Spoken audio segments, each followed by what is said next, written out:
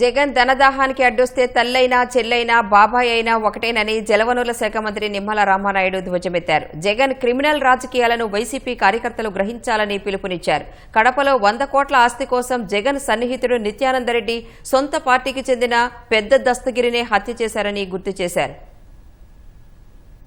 జగన్మోహన్ రెడ్డికి అత్యంత సన్నిహితుడైనటువంటి కడప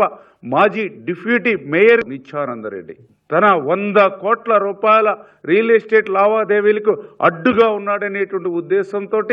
ఏ రకంగా అయితే హత్య చేసిన తర్వాత ఆ హత్యలో పాల్గొనేటువంటి వాళ్ళు మళ్ళీ డైరెక్ట్గా ఆ యొక్క నిత్యానందరెడ్డిని జగన్మోహన్ రెడ్డి అత్యంత సన్నిహితుడిని కలిశారనంటే సొంత బాబాయ్ వివేకానంద రెడ్డిని గొడ్డలి పోటుగా ఏ రకంగా అయితే హత్య చేసి తర్వాత అక్కడున్నటువంటి సాక్ష్యాలన్నింటినీ కూడా ఏ రకంగా రూపుమాపడానికి ప్రయత్నం చేశారో మళ్ళీ అదేవిధంగా పెద్ద దస్తగిరి హత్య తర్వాత కూడా ఆ సాక్ష్యాలన్నింటినీ కూడా రూపుమాపేటువంటి విధంగా వైఎస్ఆర్సీపీ పార్టీ పనిచేసేటువంటి విధానం అని అంటే ఇది తాడేపల్లి ఆదేశాల ప్రకారమే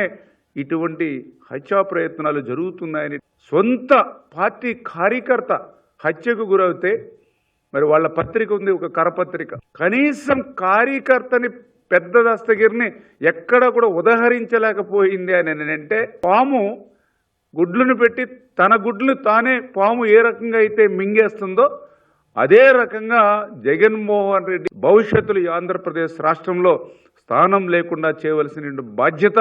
ప్రజల మీద కూడా ఉంది అని చెప్పి మీ ద్వారా అందరికీ కూడా తెలియజేసుకుంటూ ఉన్నా.